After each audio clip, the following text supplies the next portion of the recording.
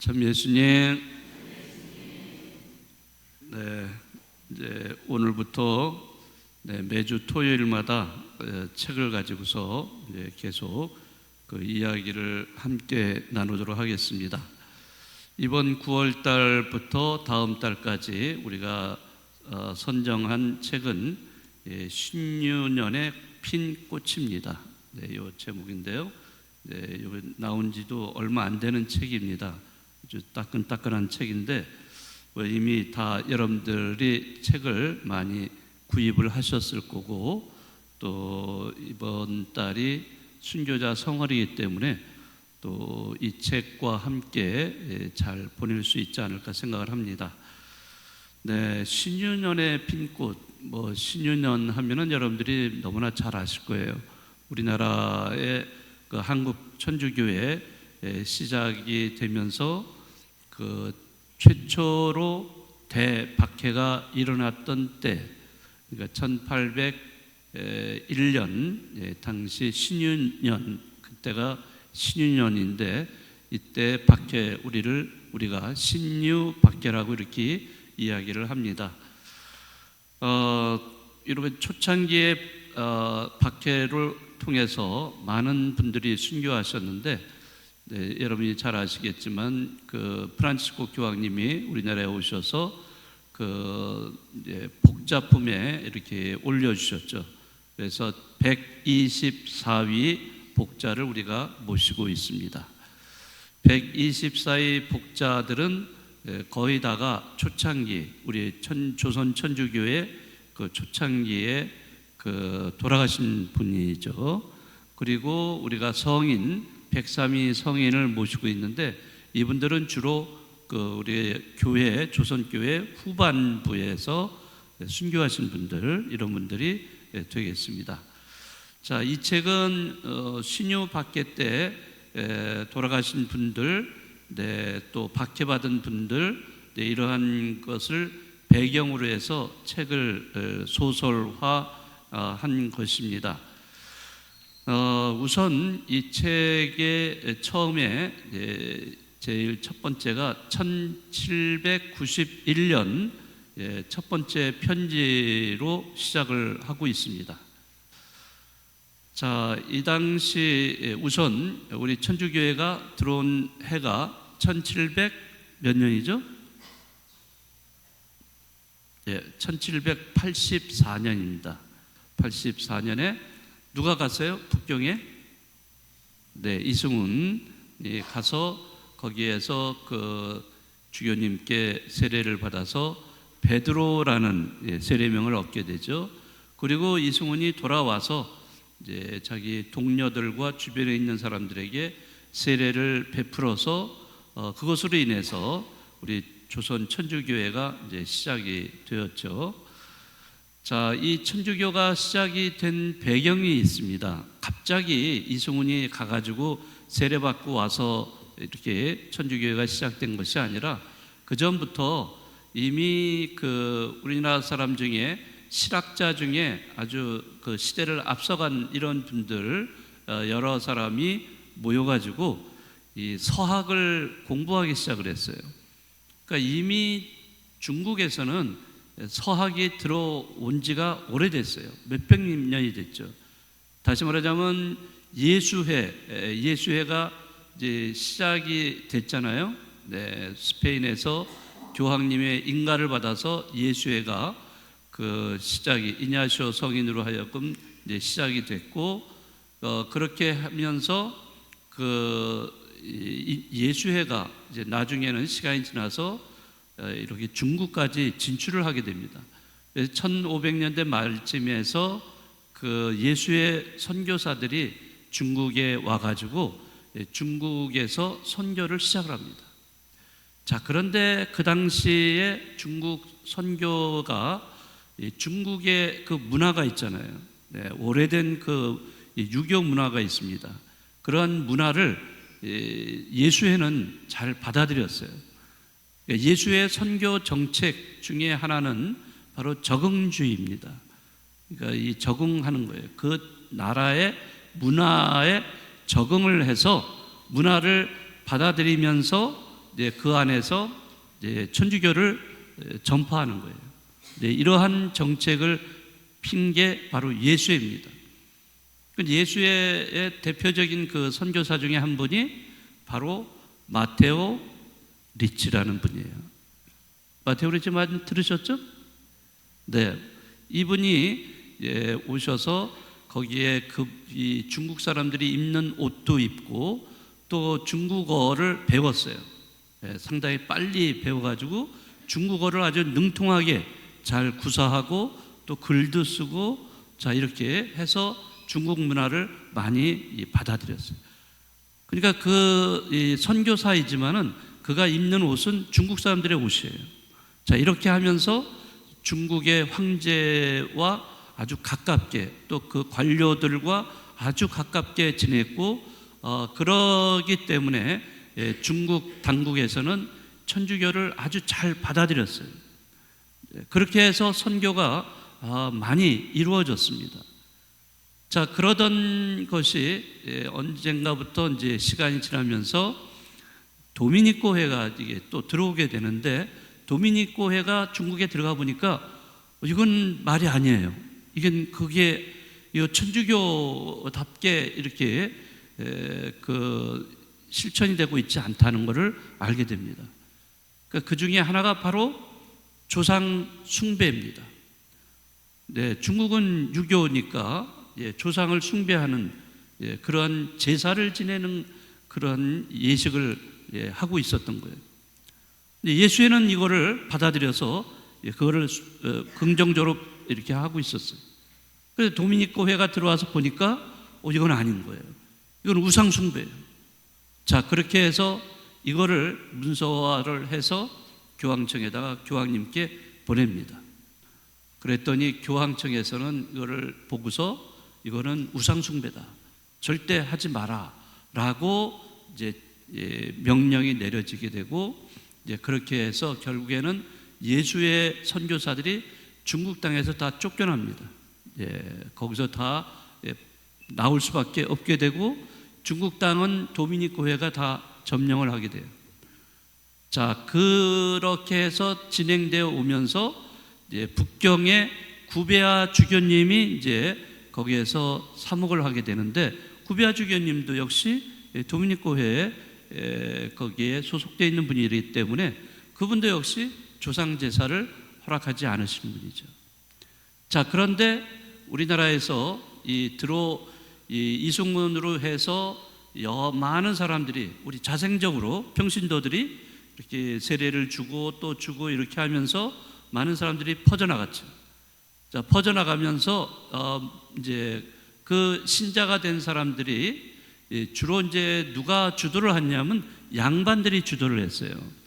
처음부터 천민들이 주도한 게 아니라 양반들이, 왜냐하면은 이벽 같은 경우 또 이벽과 또 그 밖에 여러 사람들 정약종, 정약용 뭐 이런 또 형제들부터 해서 많은 그 학자들, 실학자들이 중심으로 해서 수학을 공부하고 그렇게 해서 이승훈을 파견해서 세례받게 하기 해서 와가지고 또 세례받고 점점 커지게 되면서 이들은 이제 그냥 믿는 것, 기도만 하고 믿는 것이 아니라 여기에는 사제도 필요하고 또 평신도 이런 회장도 필요하고 여러 가지 이런 그 성직자 제도 이런 것들이 필요하다, 이런 거를 알게 됩니다.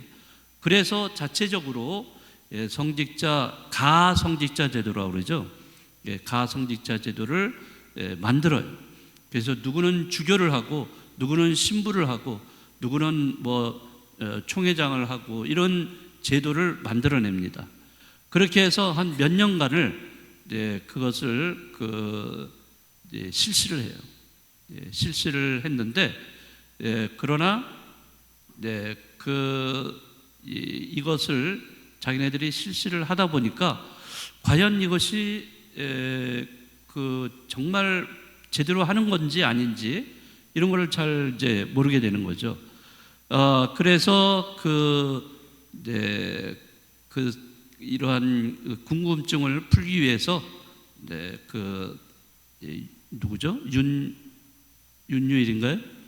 네, 그 한 분을 파견을 시키죠. 또 북경에다가. 그래서 그 파견이 돼서 가서 주견인을 만나가지고 이야기를 합니다.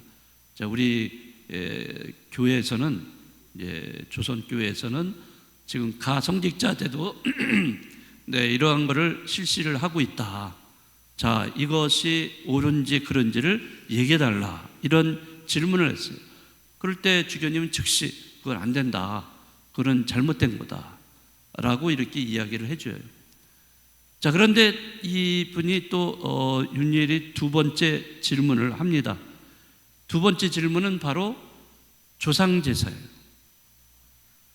조상제사에 대해서 이야기를 하니까 즉각적으로 또 조상들에게 제사를 지내면 안 된다라고 이렇게 명령을 내립니다.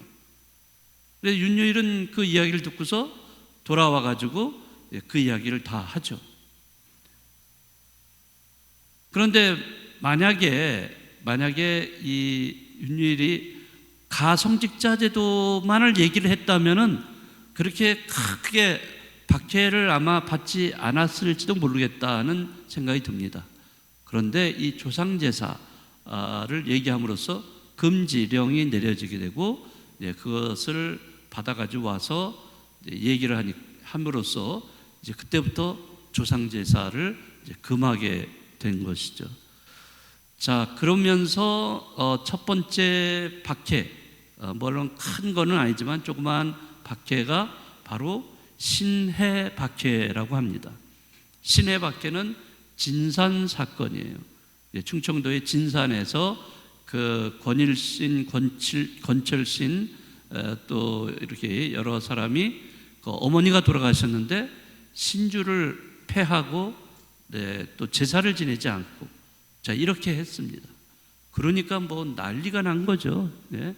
양반들이 이게 도대체 무슨 짓이냐 주변에서 이런 걸 알고서 고발을 하고 결국에는 잡혀 들어가고 이렇게 하면서 여러 사람이 결국에는 이제 이런 순교를 하게 되는 그런 결과를 가져오게 된 것이 바로 진산 사건, 다시 말하면 신해박해라고 이야기를 합니다.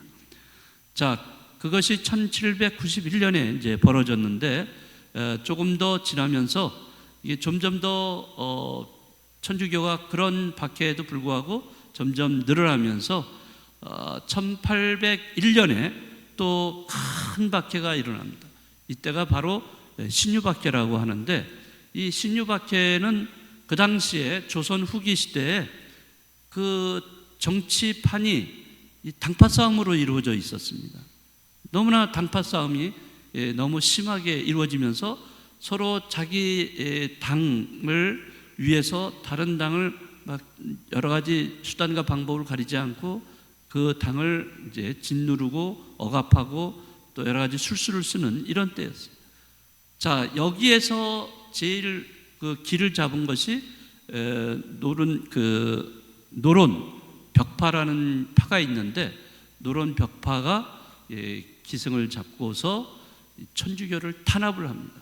물론 그 전에도 천주교를 약간 탄압한 적도 있지만은 그러나 아주 엄격하게 탄압을 함으로 인해서 거기에서 비롯된 것이 바로 신유박해라고 할 수가 있습니다.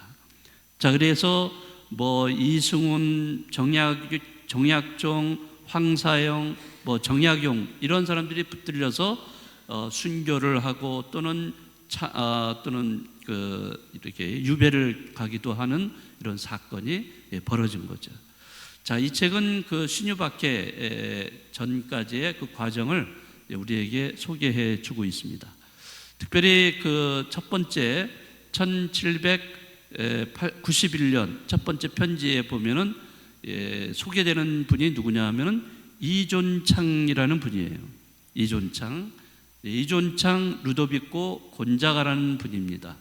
이제 이분은 그 순교를 했지만은 이분은 아직까지 성인도 아니고 복자도 아니에요. 그 바로 밑에 있는 하느님의 종으로 불리는 분입니다. 그래서 아직 우리 한국 교회에는 하느님의 종으로 불리는 분들이 거의 133명이 지금 이렇게 계십니다. 지금까지 우리는 103위 성인, 124위 복자 이렇게 모시고 있는데, 지금 교회에서는 이러한 하느님의 종 133위를 이분에 대해서, 하느님의 종들에 대해서 지금 시복을 추진하고 있어요. 자, 그 중에 한 분이 이존창이라는 분인데, 이 책은 이존창이라는 분을 많이 우리에게 알려주고 있습니다. 뭐 간단히 말씀드리면 이존창은 내포 지역의 사도라고 불리는 분입니다.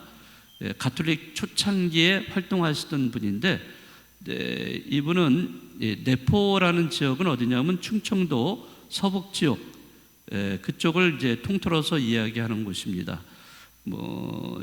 여기에 보면은 지금 말하면은 그 당진이라든지 덕산, 서산이라든지 예산, 해미, 홍주, 이러한 곳들이 내포 지역에 속하는 곳인데요. 우리나라 천주교가 창설된 1784년, 그때부터 불과 수년이 지나서 1791년에 충청 지역 천주교는 이미 공주에서 청죽, 그 다음에 충주까지 이르기까지 그 충청도 지역에 상당히 많이 전파가 됐어요. 그러니까 이러한 내포 지역에 굉장히 천주교가 많이 전파되고 천주교 신자가 생겨난 배경에는 이존창 루도비코 곤자가라는 분이 어마어마하게 활동을 했기 때문입니다. 물론 이분만은 아니겠지만요. 그래서 특별히 이분은 내포의 여사울이라는 곳에 태어나서 거기에 여사울은 충남 예산군에 있는 장소인데요. 거기에서 천민 계급으로 사실은 태어났어요. 그러나 그 부모가 천민이지만은 열심히 노력을 해서 천민 계급에서 벗어나게 되고, 또 여러 가지 농토도 많이 갖게 되면서 좀 부유하게 넉넉하게 사는 집안이 됐습니다.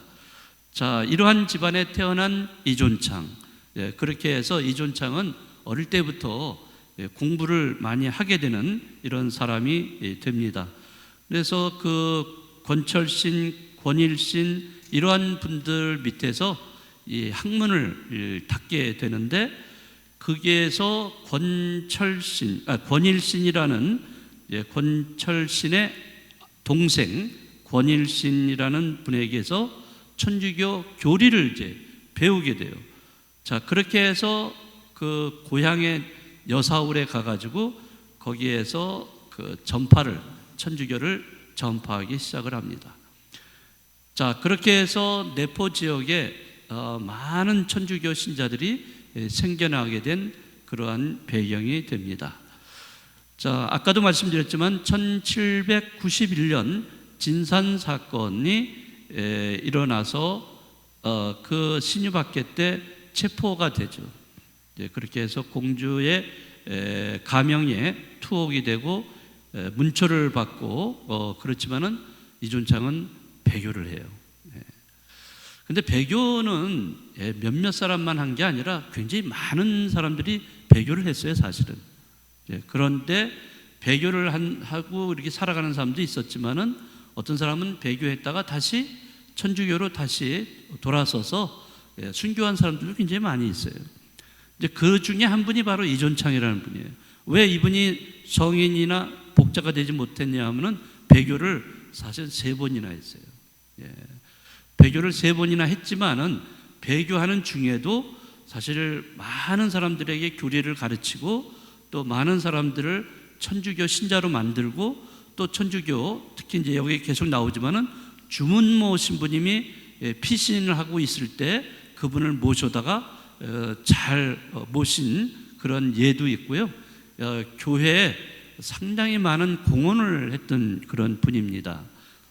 그렇지만은 3번씩이나 배교를 했다는 것이 이제 꼬리표로 달고 다니기 때문에 아직까지는 하느님의 종으로 이렇게 머물러 있습니다. 아무튼 이 고초를 받고 다시 풀려나고 그러면서도 또 교회 일을 계속 이렇게 돌봐주기도 했고요. 자, 그러다가 1799년에 또 감옥에 갇혔다가 또 그때 당시에 또 풀려나서 연금 생활을 하다가 마침내 1801년 신유박해 때 이제 투옥이 돼서 이 루도비코 여기서는 줄여가지고 옛날 이 본명은 줄여가지고 다른 말로 불렀죠. 류사라고 부릅니다. 류사. 네, 그렇게 해서 이 류사 이존창은 결국에는 1801년 신유박해 때 순교를 하게 됩니다. 나이는 그 당시에 50살로 참수형으로 순교를 했습니다. 자, 그래서 이존창 루도비코는 신자들에게 천주교 교주라는 말을 들을 정도로 아주 열심히 했던 분이고, 박해하는 사람들한테는 서호 사학의 괴수다 이렇게 불렸던 분이라고 할 수 있습니다. 네, 그래서 지금 아까 말씀드려도 하느님의 종으로서 이렇게 지금 우리가 이분을 시복 중에 시복으로 이렇게 노력을 하고 있고요. 이존창의 이제 직계 가족만이 아니라 친척들도 이런 다른 사람들하고 이렇게 연관이 많이 돼 있어요. 예를 들어서 이존창의 누이 동생 사촌 누이는 김대건 신부님의 증조부 복자 김진후 이분과 혼인을 한 그런 분이었고요. 또 이존창의 생질의 딸은 복자 이성례 마리아입니다. 이런 식으로 서로가 이렇게 집안끼리도 연결이 돼서 서로 알게 되는 사이가 됐죠. 자, 아무튼 오늘 제가 다는 이렇게 말씀을 못 드렸는데요. 이존창, 루도비코 곤자가라는 이런 분을 우리가 다시 한번 기억하면서요. 어떻게 신앙생활을 하셨는가 이런 거를 좀 살펴볼 수가 있겠습니다. 그러니까 우리는 그냥 순교하신 분이다 이런 정도만 알고 있지만은 이 책은 어떻게 살다가 어떻게 순교하셨는가를 아주 자세하게 이렇게 일러주기 때문에 굉장히 우리가 순교자들을 이해하는 데 도움이 많이 되리라고 생각을 합니다. 아무튼 이존창 이분이 이렇게 전교를 하는 이런 상황에서도 보면은 자기 재산이 그래도 어느 정도 재산이 있으니까 부모한테 물려받은 것이 있는데 그 재산을 그 당시에 어렵게 사는 숨어서 살고 있는 신자들이 얼마나 많았어요. 이런 사람들에게 다 베풀어 주는 거예요. 자, 그래서 재산이 점점 줄어들면 줄어들수록 어떻게 됐다? 신자들은 점점 늘어났다. 이렇게 되어 있어요. 그만큼 자기 재산을 전부 다 바쳐가면서 이렇게 신자들을 늘리는데 많은 공헌을 했던 이런 분이라고 할 수 있겠습니다.